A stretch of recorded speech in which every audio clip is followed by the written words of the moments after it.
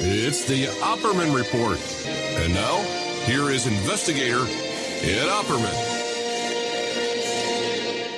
Okay, welcome to the Opperman Report. I'm your host, private investigator Ed Opperman. We have with us a returning guest, Grant Stern from WashingtonPress.com and Stern Facts. Great stuff he's working on here.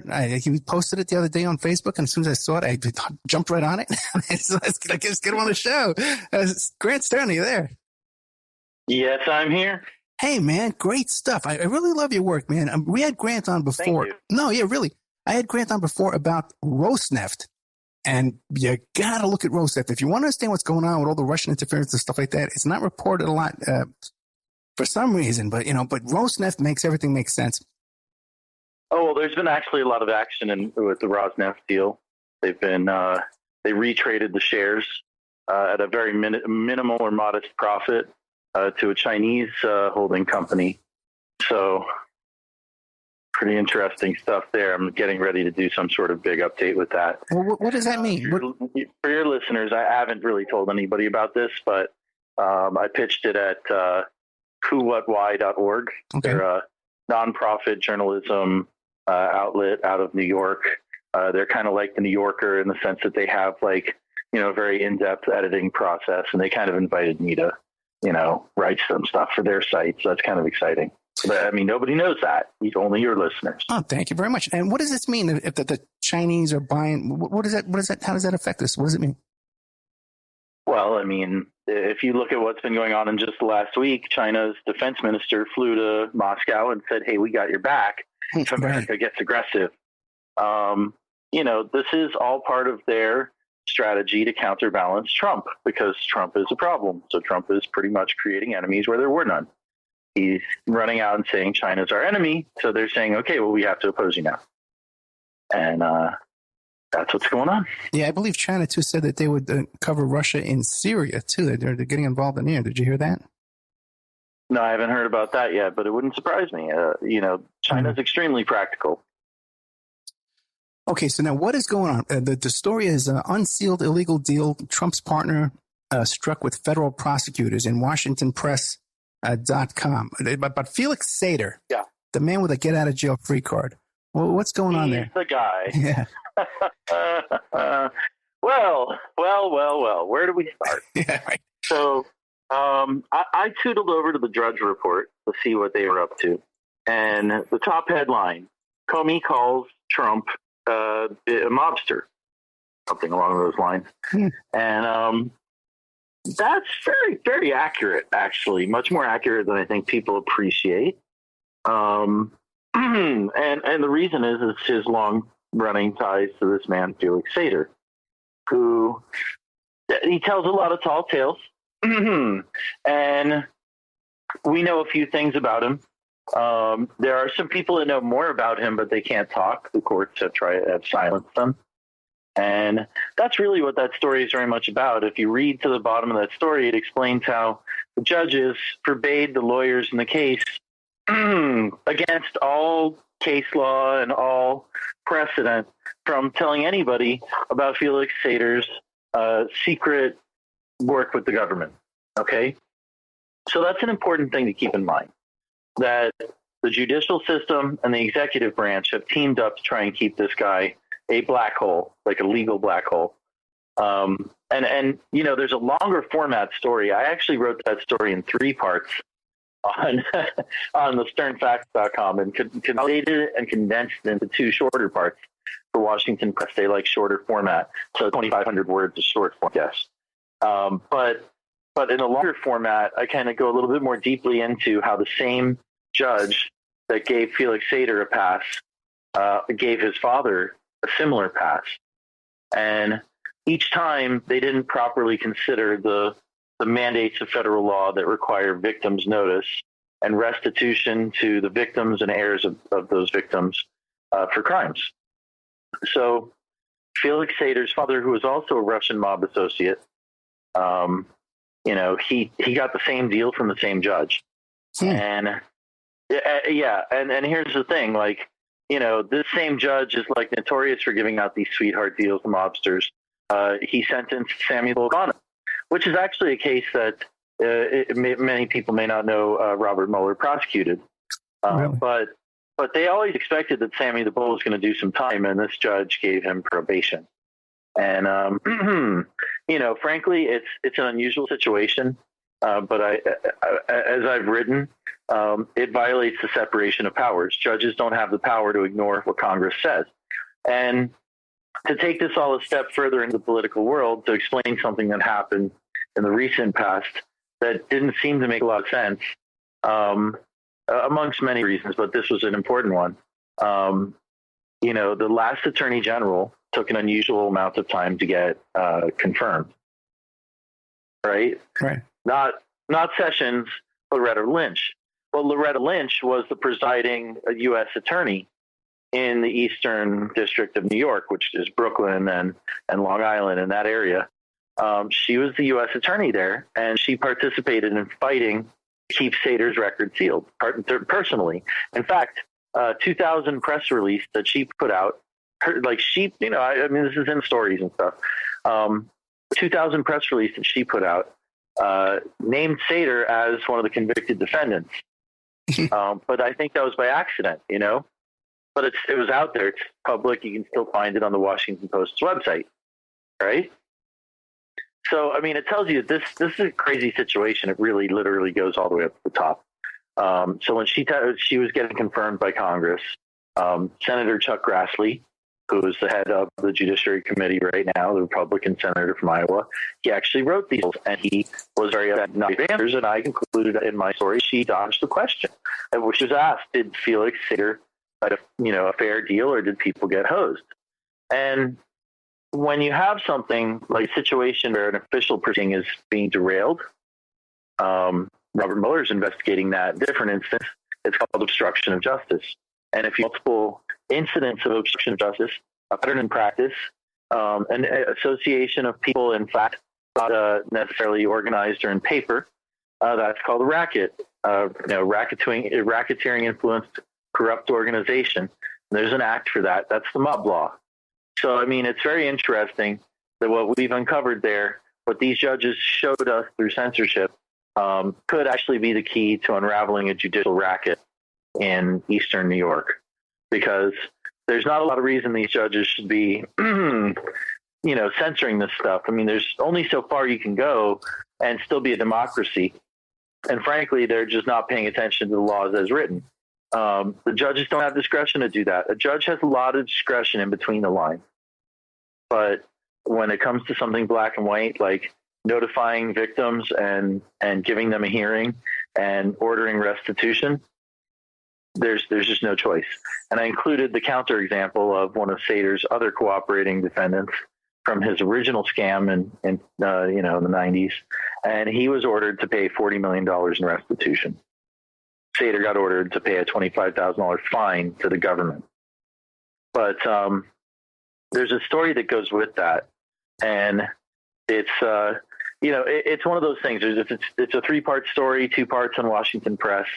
But the story that goes with the story you asked for explains a little bit more. Hey, can we back up a little bit first, though, and explain to people who Felix Sater is and what were these charges, the original charges that ultimately became sealed? So Felix Sater is the son of a Russian mafia associate that lived in Brooklyn, named Mikhail Shafirovsky or Michael Sater, So anyways, Felix goes to Wall Street in the early 90s, and he got into he basically tried to stab a man to death, but he didn't do a good job of it. And, he lies and spins that pretty badly. So I wrote actually a story on the Stern Facts that's just called Felix Sater Lied to MSNBC, because, these are records that are public, and I went and pulled them. And Felix Sater stuck a margarita glass through this guy's face, beat him to a bloody pulp, and only barely got restrained from killing him in a Midtown Manhattan bar, because he'd never met the guy before in his life. He hit on a girl. The girl didn't want to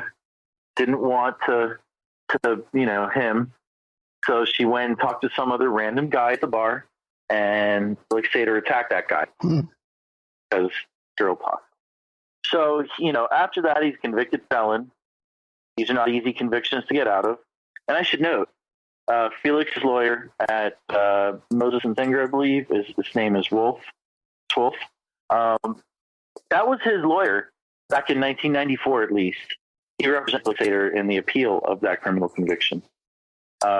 Just think about that. How many people have a lawyer are able to sustain keeping a lawyer for 24 years after you become a convicted felon, a violent convicted felon, and to go all the way up to the appeals level.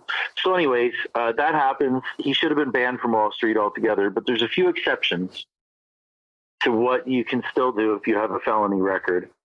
And Felix slipped through all of those exceptions and made himself a partner in a company called State Street, which operated out of 40 Wall Street, the Trump office tower, along with a gentleman named Salvatore Laria, who's a mob associate, and Gennady Klotzman, his co-conspirator, who got the $40 million restitution. And they had a couple of companies, and they were doing a very elaborate pump and dump, moving money offshore to do it. So it was like money laundering racket with, a fraud scam. They'd launder the proceeds of the fraud to try and get away with it all. And then they used mafia muscle to clean up the inevitable messes, because you can't quite run off to court when you're just openly scamming people. And people eventually notice these things. So his story goes that he quit the scam after 2 years. It raked in $60 million in mid-1990s money, which is like raking in 80 or 90. And then the story goes that, he was overseas, ran into a U.S. intelligence officer at a night out drinking that turned out to be a night out drinking with a bunch of Russian intelligence officers. And obviously he's rather fluent in Russian. He's Soviet born. He's born in Moscow. His father's born in Ukraine. And Sater, supposedly was working with the government, with the U.S. government, but no out of the shadow of anything. There's no confirmation from anybody in the CIA at this point. Okay, there's one FBI agent that's confirmed one thing, and then there's some of what we have through record releases. Okay, so BuzzFeed wrote the heck out of that. Go check out their story. They reported it. They nailed down what the facts are. My story simply notes that nothing that BuzzFeed found to be confirmed by anybody seemed to be a major strategic victory. In fact, if that's all we got out of the guy, we got a bad deal as taxpayers and a citizen. So anyways, Felix accepts a plea deal in 1998 from a prosecutor in the EDNY named Andrew Weissman. That name may be familiar because he's part of Special Counsel Mueller's team. He also prosecuted Enron and a lot of other high-profile cases. And he's considered, I think, the number 2 person in the special counsel's office. I believe he's the one that just raided Cohen's office. Weissman. No, the Cohen raids are done by the SDNY, U.S. attorney. But Weissman just filed actually the response to Paul Manafort, right? In the Virginia, in the Eastern District of Virginia case, which I just wrote about actually, and filed 35 blank subpoenas for tax, money laundering, and I think there's a few charges that are split off there. Tax, money laundering, and mortgage fraud, those are your 3 big categories. And they actually just issued 35 blank subpoenas from the court. So that's all going to get exciting. That's going to trial in July. But anyway, Weissman is actually the guy who cut the deal with Sater, approved it. Okay? So Sater started cooperating in 98. And something interesting that I found last May, and Sater confirmed in his recent PR blitz, is that he actually met Donald Trump in 1999 at Trump Tower. And my story reported that based on a Russian language interview with Sater conducted on November 15, 2016, where he's extremely candid. And he told the interviewer that, there was a lot of perks to being a cooperator, right? But he told BuzzFeed that he did it all for the thrill. Big lie. Huge lie.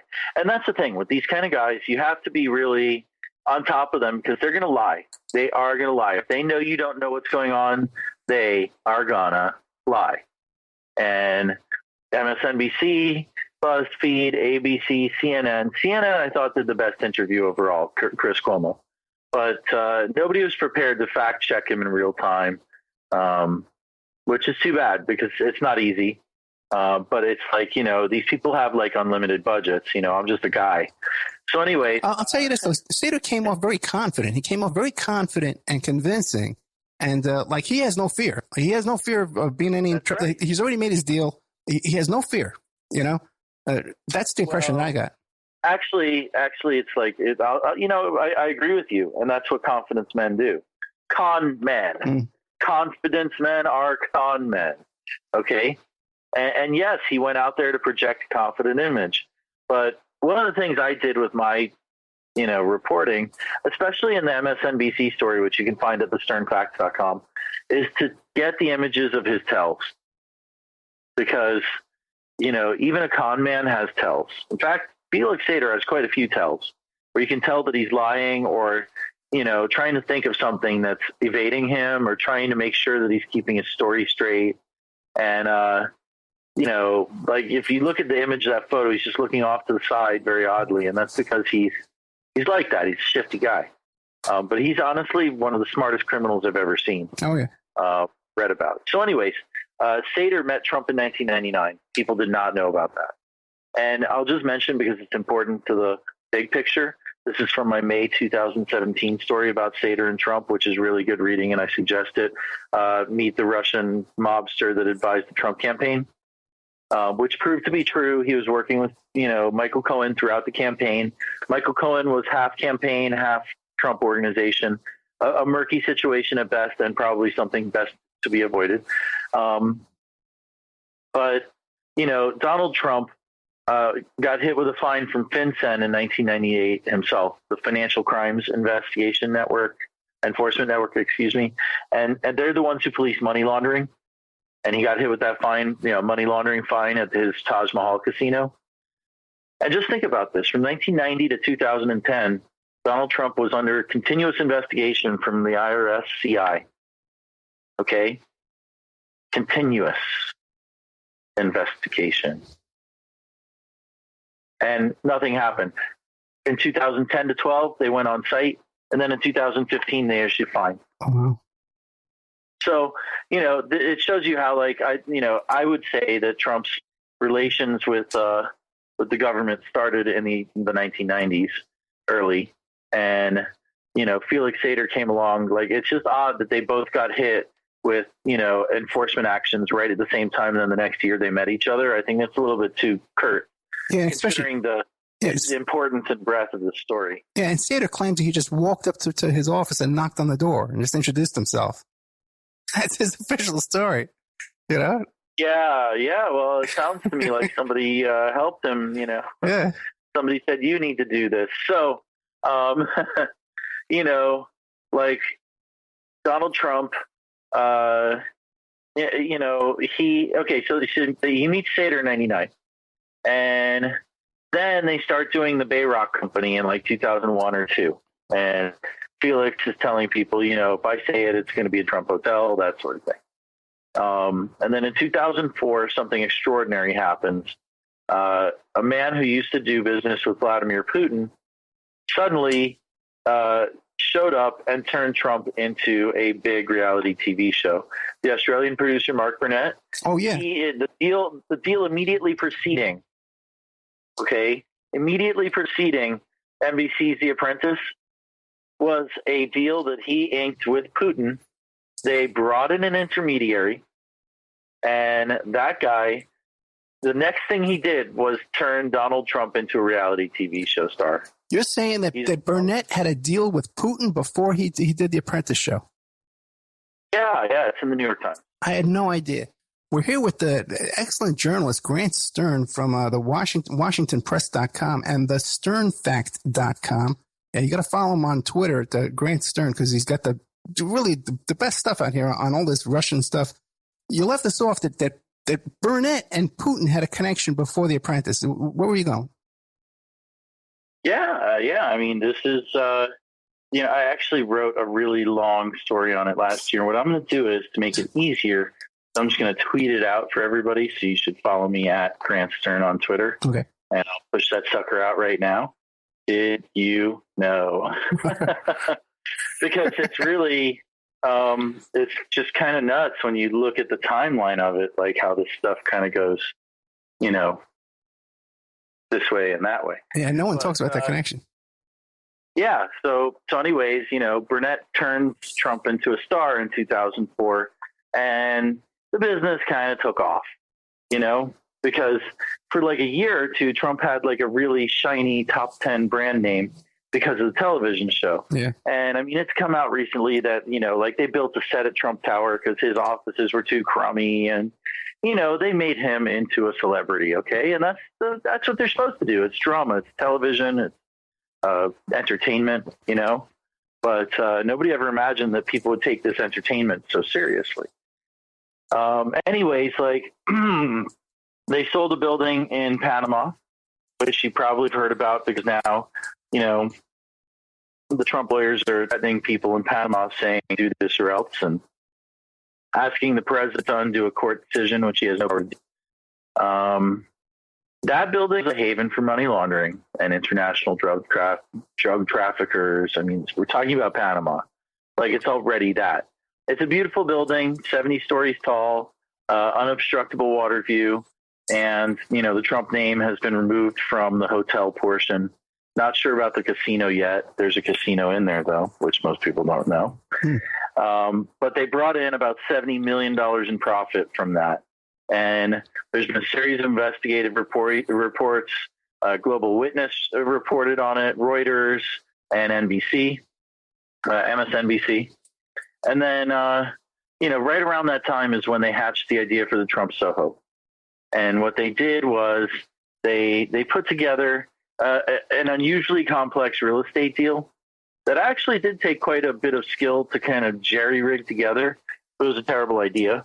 Probably best not done that way. Developers sometimes do this. They look at all the options and they just say, I'm going to maximize my floor plan, my square footage that I can sell at any cost. And that's what they did with the Trump Soho Hotel in Lower Manhattan, which has also been recently renamed. Are you familiar with Trump Soho? You've probably heard the name before. The Baylock Group or something like that, right? Yes, Felix Sater, Bayrock, and the Trump Soho are the three watchwords, right? Like, that's what was going down. Bayrock was Sater, along with Tariq Arif, whatever. I mean, he had a bunch of partners. Let's just leave them out of this. Their money was pretty leave that. I mean, one was arrested for prostitution, Turkey, and all sorts of crazy things. So, Sater he was a convicted felon, right? Twice convicted felon when he took the gig at Bayrock. And, Bayrock actually controlled $2 billion worth of real estate, okay, including a project like just a short 10-minute walk from where I live, stuff all over the country. They were in Denver, they were in Tampa, they were in Fort Lauderdale, I think Phoenix, Arizona as well. I mean, they were really ambitious. And they bought a lot of property, and the only thing that got built was the Soho Hotel. Everything else failed, okay? And a lot of it devolved into lawsuits. Well, the Soho Hotel, they borrowed something like $550 million ultimately, and they had $200 million worth of investor equity. And I want to say, I know they sold about 15.8% of the building. I'm not sure how much that was in dollars, but fair to say it was probably $100 million worth of sales. But that was a really big problem for them at Soho. And I'm getting ahead of myself on that sales problem because what happened was, everything comes together. They've got the reality show. They were using the reality show to pitch the hotel. They even brought people from the reality show to the hotel. It was like a job there was like one of the prizes. I wrote a story about this that says, newly leaked emails show the Trump family participated in a bank fraud racket. That's on the sternfact.com as well. And it's probably linked in these news stories. But they found out in 2007 from the New York Times, because of this guy Klotzman that I mentioned in the last episode, they found out that Felix Sater had a felony conviction, federal felony conviction for racketeering, for stock pump and dump. That should be an automatic disqualifier to be a principal, either an owner or a manager in a venture that, there's a certain amount of ownership maybe you could have. In theory, there's ways you can kind of insulate yourself from this even as a felon, but he wasn't doing any of that. And basically, I've seen the insurance, applications that they lied on, and they of course lied to get their bank loans. And once they found out this material information that they had a partner who was a convicted felon, they didn't inform the bank. And, a bank fraud concealment racket, it also falls under the RICO Act, as I mentioned earlier, the Racketeering Influenced Corrupt Organizations Act. And anyways, the whole Trump family participated in that because they had a meeting about a month later, which is what the leaked emails that I just mentioned describe. And in the emails, which are from Sater and from one of the partners' general counsels, which I got from a bona fide source, which I cannot divulge, but I believe it was obtained through court process because there was a lawsuit that went from 2010 until settlement just last month. I'm sorry, just in February. But the leaked emails showed that there was a meeting and that the Trumps handed it and that all of them said they were going to participate in that meeting. And Felix Sater sent an email off to his Icelandic partners who were funneling cash from Putin, according to the person that's him, Jody Chris, the executive who found out about this and realized that, if you don't do something to stop the racket, you're a part of the racket. That's kind of how it works. And Felix Sater told the Icelandic people that everybody was upset, that the felony information coming out was very, very damaging, and that Donald Trump was trying to take advantage of the situation to use that to his advantage to take away or squeeze him out of his ownership role and take more points for himself. Trump owned 15%, the kids owned 3%. The family owned 18% total, from what I understand. I know the 18 is solid. So anyways, they continued in that, and then they refinanced in 2010 as well. You got to think back, like put on your history cap to think about what's going on in 2007, 8, 9, 10, 11, because by the time this information came out in late 2007, like the market had already peaked. Right. Okay. The market had peaked 2 years earlier, and New York's market took longer to stall. So they were just hitting the stall right around that time at the end of 2007. And they had borrowed hundreds of millions of dollars. The name is on the line. They're on reality TV every week. They couldn't afford to cancel this project. But Donald Trump still had shredded credit from never paying anybody back and going bankrupt a gajillion times, right? So they were in a big pickle. And at that point, it would have been appropriate to ask for help. But they didn't. And by continuing into that racket and then going through the refinancing, always concealing it, they're all liable. They're all liable. And that's the point of the other story that I wrote about Sater, which is, that newly revealed court records show that the Trump should be liable for, bank fraud with Sater, hiding his criminal past. And, he wrote a complicated email to the Icelandic folks who all went out of business themselves, explaining how elaborately how he would hide his ownership going forward. Okay. Oh, boy. Yeah. So right around the time that this is all happening, like late 2007, writing is on the wall. Okay. Like anybody who's been in the business a long, long time can see that the music is slowing down a lot and it's about to stop. Okay. Then in 2008, Don Jr. goes to Russia in June of 2008 for an Adam Smith conference. He holds a full-scale press conference to say that the Trump family is entering Russia, and had a partner in Ukraine, and they were looking at deals in Sochi. One of the people who spoke at the conference actually happened to be the head of the Sochi, let's call it the Sochi Chamber of Commerce. That's the equivalent, she was, except that a Chamber of Commerce person in Russia has sway. They're almost like a business development manager for the state. They kind of go out and scour up the vendors for the things the state wants in one of these kind of projects. This is how things went in Sochi. So, and just so you know, nothing confirmed on this, but there's been speculation that Trump did business in Sochi. But I mean, there's some interesting records, but you would see some more fingerprints, we think. But you never know. I mean, rackets work in mysterious ways. That's all I'm going to say there. So as the markets are crashed like hell at that point, Bear Stearns failed in March of 2008. Well, guess what? Bear Stearns it floated the bonds that made Trump Panama possible. Okay. Like Bear Stearns could have bailed them out of the Trump Soho project, right? If they had, by miracle started really soon, maybe they would have gotten out or something. But Bear was gone. And then in September, Lehman was gone too. And in between those two incidents happening, Don Jr. goes to Russia. And then all of a sudden, the Miami Herald said, from out of nowhere, a Russian guy showed up and bought Donald Trump's big mansion in Palm Beach for $100 million. And then, of course, Don Jr. famously said, a lot of our assets are Russian. And that was at the end of September 2008. Okay, so this is all going on while Soho is being marketed still. And, I said that the Soho accepted some strange restrictions.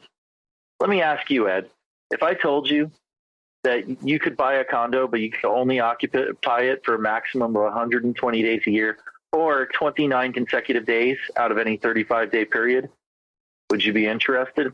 They're very unlikely unless it was vacation property. But what was the reason for that? Because the Trumps took a piece of property near Soho and they built it into the Trump Soho Hotel. It's like right next to Soho. Okay. But it actually is industrial zoned. And there's a big old trash compactor right next to it, real sexy. But they could not have a residential use of these units.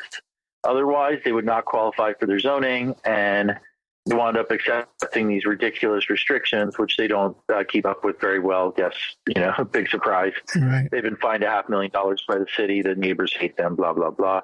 But anyway, so they took these incredible restrictions, and people can use these units because they're also subject to a mandatory rental pool. Okay? Like, those are very extreme because you have no control over this apartment. You're the owner, and all you can do is occupy it 29 days. And, as you heard with those restrictions, so it's not exactly the world's greatest apartment for like a lot of money. It's very expensive. These apartments are selling for a hugely expensive price. Okay. So they're not doing so well with the sales. Not at all. Not like they did with Trump Panama. Okay. And they held a foreign press conference after Don Jr. gets back from Moscow in June of 2008, but before that house in Palm Beach sells. And they told the foreign press that 55 to 60% of this building was sold. Now, in the state of New York, they passed this thing called the Blue Sky Law. Right. You ever hear of that? Yes. You know why it's called the Blue Sky Law? Yeah, because you can't make promises that everything's rosy. Exactly. Like in the 1920s, stock, people, that was, the Great Depression started after the big stock crash in 1909. But in the roaring 20s, you had people who would sell stocks that were backed by nothing but the blue sky. Okay. So, that's where that comes from. Okay. So security backed by nothing more than the sky. So what they did was they said, okay, we can't have a complicated securities law that requires a lot of proof. We need to have a really powerful securities law to prevent people from committing easy frauds and running off right away. Now, this blue sky law, in addition to preventing people from selling the blue sky, it is as easy to enforce as looking up at the blue sky. All you have to do is prove that a false statement was made in connection with the sale of a security, and they expanded it to cover condominiums later. And guess what? Covered both ways, because hotel condominium units are considered securities when they're fully managed investments. In fact, you're supposed to register with the FCC, and had a separate sales office to explain the financial part.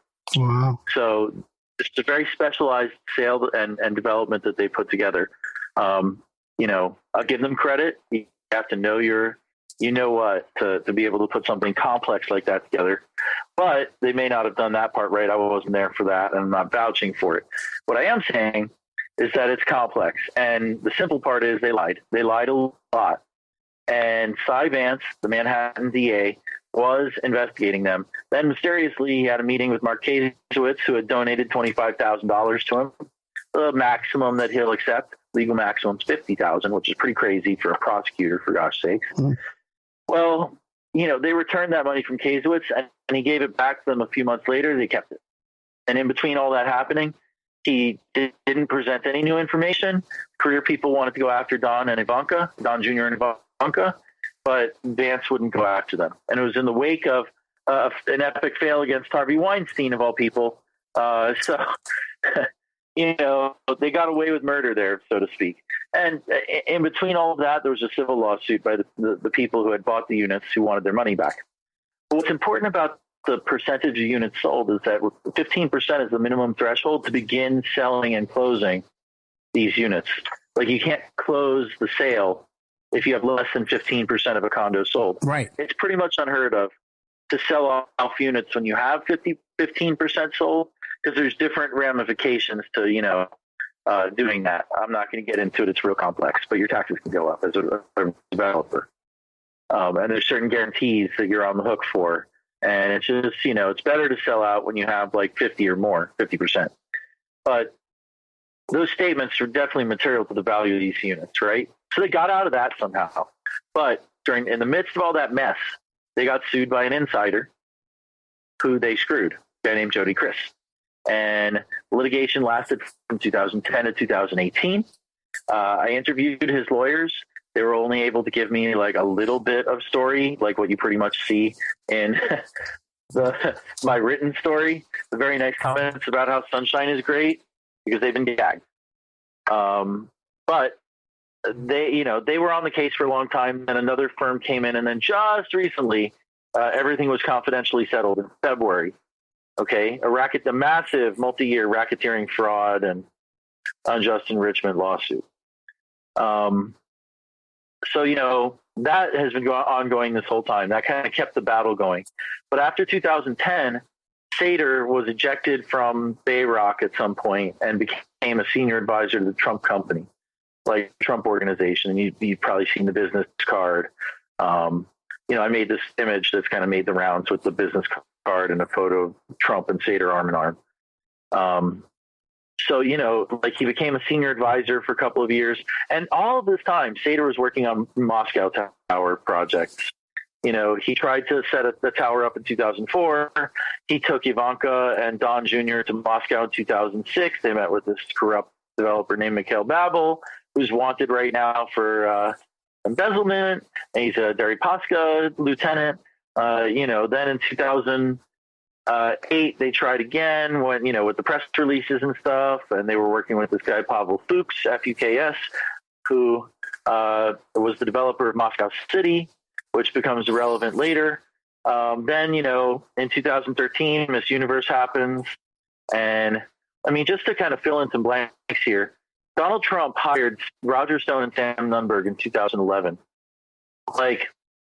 Felix Sater cuts his final deal in 2009. In 2010, he becomes a Trump senior advisor. In 2011, Trump hires political consultants and starts testing messages. Wow. Okay. Wow. But this was all raging. This stuff was raging, and a petition went to the Supreme Court to unseal Felix Sater's record. And I feel like that's what, I think that's what one of the big reasons that he decided not to run in 2012. So in 2013, he meets with the Agalarovs. Oh, wait, I'm, running forward too fast again here. I wrote a story recently based on a Guardian report. The Guardian reported the real estate side of something that I reported the finance and banking side of. Donald Trump Jr. visited Latvia, Riga, Latvia, and he went there in 2012 for a meeting with this paid speech at this place called Baltic International Bank. But in 2011, Igor Krutoy, who was a Putin campaign surrogate this year, last month. Trump was meeting with him and his associates in 2011. Then in 2012, Don Jr. goes over there. And the Latvian authorities started investigating all of that. They say that the building did not get stopped because of that investigation. And in 2013, Miss Universe happened. They meet the Agalarovs. Trump goes over there, PP tape maybe. Who knows? but they announced a Trump Tower in the Agalarovs development, which is called Crocus City. And that Trump Tower was an on-the-table project until right after the election with the Agalarov family, as according to their own statements. Then, but that, obviously nothing happened. We don't know why. I mean, I've got a story with pictures of it. Press releases, whole nine yards. Then, in 2014, Trump started doing the speaking circuit. There was a report from Real Clear Politics that showed how he funneled cash from his charitable foundation into his political stuff, donating to all these conservative groups who then gave him speaking gigs. That's illegal. And in 2015, he declared famously on, the escalator of the Trump Tower. But after he had declared, Felix Sater was working on a Moscow Trump Tower in, November, December 2015. And famously, he wrote to Michael Cohen that, he would round up all of Putin's people and make help him get elected, make it happen. And, he went on TV, and one interviewer, he said, "Oh, I don't know those people. But yeah, if we had actually done that, I would have made it happen. I would have gone out and rounded those people up and done it." Look, man, this guy Felix Sater, he knows Putin's people, okay? And so did Trump. There's not any question of it. The Trump-Russia dossier said that Putin started courting Trump 5 years before the election. Igor Krutoy meets with him 5 years before the election, okay? And that's a campaign surrogate who is a real estate developer, but a campaign surrogate for Putin just this past month. So Sater is obviously kind of tied up in this. I mean, he's a Russian mafia member pretty much. He ratted on all the Italian mafia guys.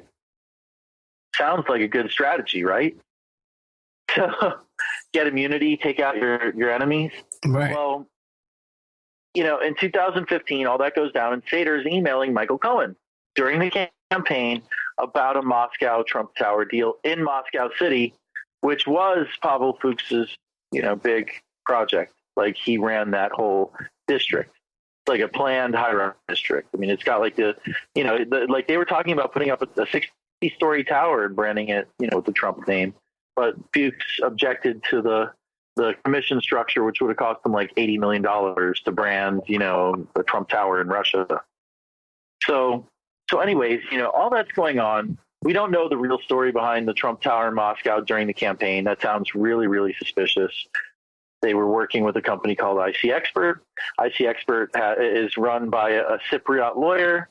It has offshore ownership itself. It had zero experience in luxury development, and they were talking about doing a mega high rise. So, it all seemed to me like a straw deal, as we call it in the real estate market, where, you have two parties executing something, but one party is working on behalf of somebody else. So anyways, Sater is deeply involved in all that. And then he donated to the Trump campaign. He visited campaign headquarters in July of 2016. And, the media all just kind of said, "Oh, he's the mob guy. We should stay away from that." Is there any way that Sater's not cooperating? Is there any way that Sater's not cooperating? It's 0%, dude. It was reported in McClatchy. No. This was McClatchy, D.C. Right. A very conservative mainstream media outlet reported that Felix Sater is cooperating, and I wrote a story about that at WashingtonPress.com. You can check out my Twitter feed. It's on there. It's not too old. This past Friday, they said that Sater started to cooperate with Mueller. And now that you've heard the whole story, I can rip apart some of the exciting parts from my recent reporting, because I really did actually cover everything that I just mentioned in the long format 3-part story on the sternfacts.com. So, wait, can we take a commercial break before we get to the next segment? Let's do it. Okay, great. Thank you so much. We're with Grant Stern. My God, this guy knows more about this than you hear anywhere. And I think a lot of it has to do because you're an expert on mortgages. Am I right? On mortgage. I'm a mortgage broker and have been for 15 years. So, it takes a finance background to understand this kind of complex stuff and distill it into something that's understandable. Yeah, and that's really, not easy. Yeah, you can tell. WashingtonPress.com and TheSternFact.com and Who, What, Why. Facts with an S or no? Facts with an S. With an S. Okay, I had it facts first. You said do you think maybe that press tour that he did was the prosecution wanted to get him out there to inoculate the viewers from his margarita glass stabbing and his background and fraud and all that kind of stuff? That's a plausible explanation. I mean, moreover than that, he's concerned about his own image too, What does he do for a living now? Is he still working? What does Sater do now? Yeah. I don't know. Let me read you this from the unsealed court records, and you can tell me what he's doing. Okay. So what happened is there was a recent unsealing of records, and it was pretty wild because what we learned about these new records was that the judge said, I'm going to censor everything to do with Felix Sater's pre-sentencing report. That's the document prosecutors compile when they're about to sentence a cooperating witness and end the relationship, okay? Now, they started his in 2004. And a copy of it, he, like a fool, he left a copy of it on a Bayrock hard drive, and a whistleblower inside the company gave it to the whistleblower suing him, okay? So the whole fight is over keeping that secret, even though it's been released already and people have it now. Does this make sense? Yes. Once something has been unsealed, the law says you can't reseal it. Okay? Hold on. I don't know if you hear that, but somebody's calling me here. No, we can't hear anything now. Oh, good. So anyway, once there's been sunlight, you can't throw it back into a black hole. Okay. And we have a First Amendment right to see what's in our dockets in our court system and to give oversight, So, anyways, at this point, the censorship in this case is so extreme, right? Okay. It's so awful that the judges are trying to blot out the sun. Okay. And you know how you like to look at an eclipse, you have to look at the little box. You shouldn't look directly at the sun. Sure. Well, that's kind of how we stumbled. I stumbled really upon this. But what they did was they said, everything regarding the pre-sentencing report, we're going to censor. But some of this information was publicly available elsewhere. There's no way to confirm it because, it's just whatever these two lawyers said, right? And it's what they told the Supreme Court in 2012. And these people have been trying to keep it under wraps forever. So the judge did something really funny. She kind of confirmed everything that highlighted that we could see on the unsealed copy in the National Archives and actually in a different court docket related to the case. Because they tried to put the lawyers in jail for, revealing this document. Yeah. And, so it's in the story, you can see two court dockets next to each other. It's all annotated. I'm not going to go over all of it. But Doe's probation officer, Doe being Sater, reported 4 things. Okay? 5 things. Item 1, Doe was receiving no salary from his firm while he was skimming millions. Okay? In other words, he skimmed millions of dollars off of Bayrock, and that's actually what the complaint. That's what the civil complaint by Jody Chris alleged, that they took a $50 million investment and pretty much just banked it. Sater and the partners of Bayrock. Yeah, they're not paying taxes, so they're not taking a salary. Gets better. 2, reported that Doe had a negative net worth while he was spending large sums on rent and buying a home. 3, admitted that he had been told, this is the probation officer, the federal probation officer for Doe admitted that he had been told not to ask the whereabouts of the proceeds of Doe's crime, as to which Doe admitted taking millions. So that's in reference to the 1990s crime. So Sater pretty much started with about $8 to $10 million. We're guessing, like it's tough to estimate exactly. And he could have made 2 million. He could have made 5. He could have made 10. Who knows? He could have made more. I mean, these people were moving money around to try and avoid detection. But let's just say somewhere between 5 and 10 is what his take was from the 1990s scam. He kept investing in and working with it. And then we know that he split at least one payment of $50 million with his partners. We're talking about a lot of money. Yeah. Felix Sater got to keep from the proceeds of these crimes. Okay. And the federal probation officer knew about all this stuff. And then this is the important part.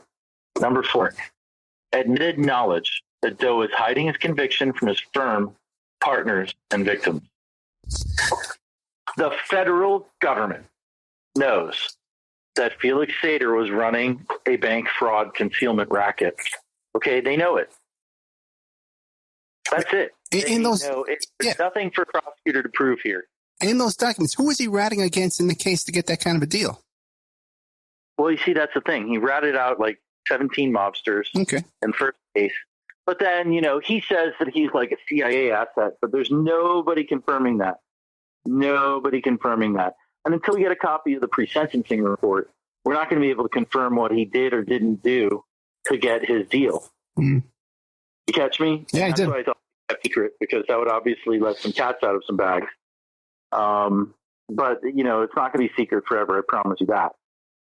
There's court filings. I mean, I've been speaking with a First Amendment lawyer in New York about pursuing this. His name is James Henry. He's interested. This is really crazy stuff, but in a nutshell, federal government knows that, Sater committed the crime, and all you have to do is just prove the Trump part of it. And there's lots of emails in this case. And there's 8 years worth of litigation, and then the case only 14 months after it went into the discovery. Okay. In the discovery phase of a trial, you ask for stuff. The other side has to give it to you. You can be compelled to give it, and this unsealing, it's like the timing was uncanny.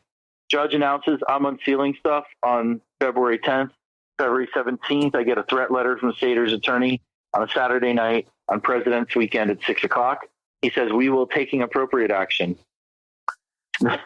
Then, something like the 22nd, like 5 days later, they settled the case of this February. So, I feel like, there's some action there. Obviously it's a confidential settlement, but really the fact that the federal government knew about the concealment racket is a big, big deal. And I think that's probably why he settled, because that's most likely the most difficult allegation to prove. And the government knows it, and the unsealed records proved it. So, there you have it. Like, that's important information.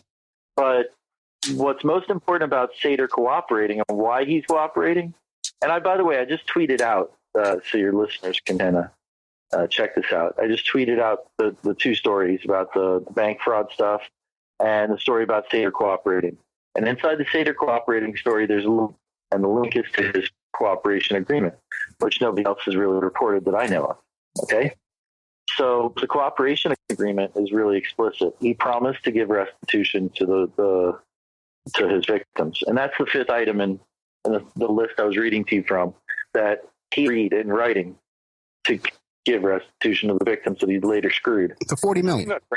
Real people that he took $60 million from.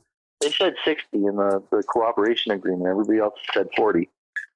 To me, that kind of indicates that maybe he even got away with 20 million. Okay?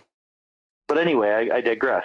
There's some terms and conditions in these cooperation agreements. And there's a reason why you don't want to go out and commit crimes. And there's a reason why being a snitch might be, it helped him out a lot. But once you go snitch, you don't go back. Okay. And inside of his cooperation agreement, he waived all rights to suppress evidence against him, standard stuff. And he waived the statute of limitations. Wow. For his crime. And he agreed, this is the important part, he agreed in writing that he would not commit any further crime. And if the office, being the U.S. Attorney's Office for the Eastern District of New York, should decide that he had committed a further crime, then they could enforce the penalty within the waived statute of limitations using all the evidence he gave them of his crime. And that would be that. It's interesting. So he's on the hook with them for life because he's waived the statute of limitations, right? So now, why would Trump, in his right mind, the guy who was a pretty savvy criminal himself, why would he get involved with a guy like that who's an on-the-record rat? Well, you see, here's the thing. Nobody knew that he was an on-the-record rat. Nobody found out that he was a rat until 2012. Okay. Okay? He spins this huge story how he's a CIA guy. Right. Okay? So, you can't take everything that a rat says at face value. Yeah, there's that book about him, too, The Scorpion, something like that, The Scorpion. Yeah, Scorpion and the Frog. Now, is that fake, that book, or what? What's going on? It's not safe. So anyways, that's the thing. My speculation is that his cooperation agreement contains terms that predispose him to cooperating because he pretty much doesn't have a choice to own him. Mm-hmm. And McClatchy DC reported on Friday that he's cooperating. On Monday, Michael Cohen, his best friend from growing up in Brooklyn, gets raided. Do you think there's a really big coincidence between those? I mean, come on, man. Right. Friday, one thing happens. Monday, the next. That makes sense. That makes sense. It all, yeah. And if you notice, they said they're looking for evidence of bank fraud. Right. Which I just described to you. So, I mean, I feel like there's a solid chance, and I'm not saying that it's, 100%. I would say more like, 51, which is a lot when you're talking about guessing what people are doing that keep tons of secrets, like investigators do. But there's a 51% chance that, my work has helped, turn the soup here. Because I'll tell you, Sater's been reading my work. He had his lawyer lash out at me on President's Day weekend, and I responded by, telling him that I'd be happy to review anything he had. So, when you ask if it was the prosecutor's idea, it was my idea. I said, hey, listen, if what you're saying is true, just provide me with the records. I'd gladly report on it. And they did that with BuzzFeed. Let me ask you this. The part about Access Hollywood tape, there's a scroll right now on MSNBC that one of the reasons they raided Cohen was information about the Access Hollywood tape. Would Sater have anything to do with that? Theoretically, he could have anything to do with anything, but I just don't know. Right. I mean, that sounds like some sort of inside tip. Right. There's a lot of people. I mean, I want you to think about this. The people that worked on NBC's The Apprentice said that they had tapes of Donald Trump that would be bombshells, but they also had giant NDAs with liquidated damages clauses. So, I mean, it's one of those things like anything could happen. I mean, he could have paid hush money to keep something related to Access Hollywood. I mean, who knows? We don't know. But what we do know is that these people bragged about how good they were at hushing everything. So, it seems to me like there may be some very fertile ground, as in like hundreds of allegations could have been paid off.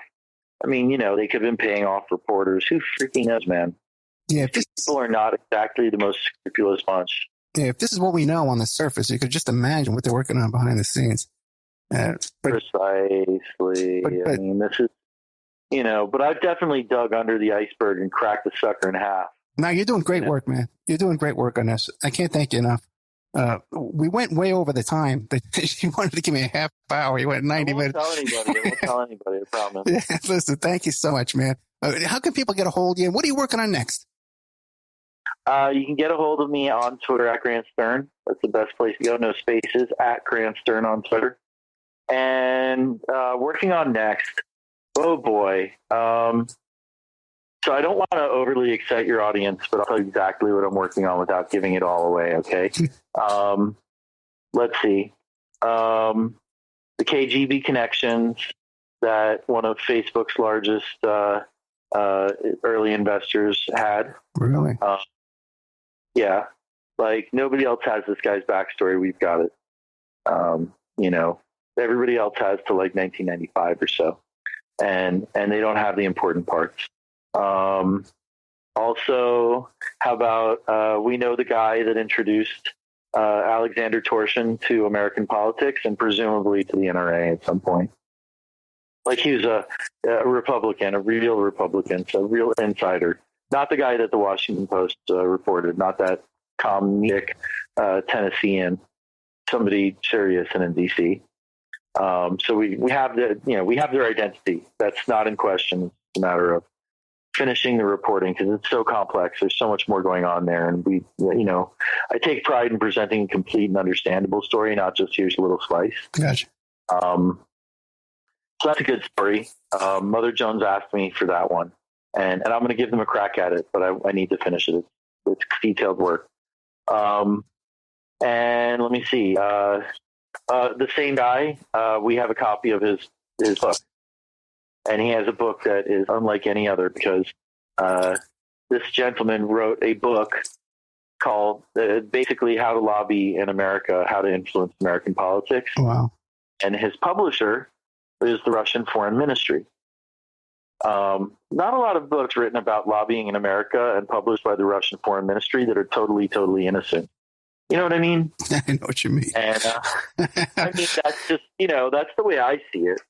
So, these are exciting stories that I've been working on for over a year.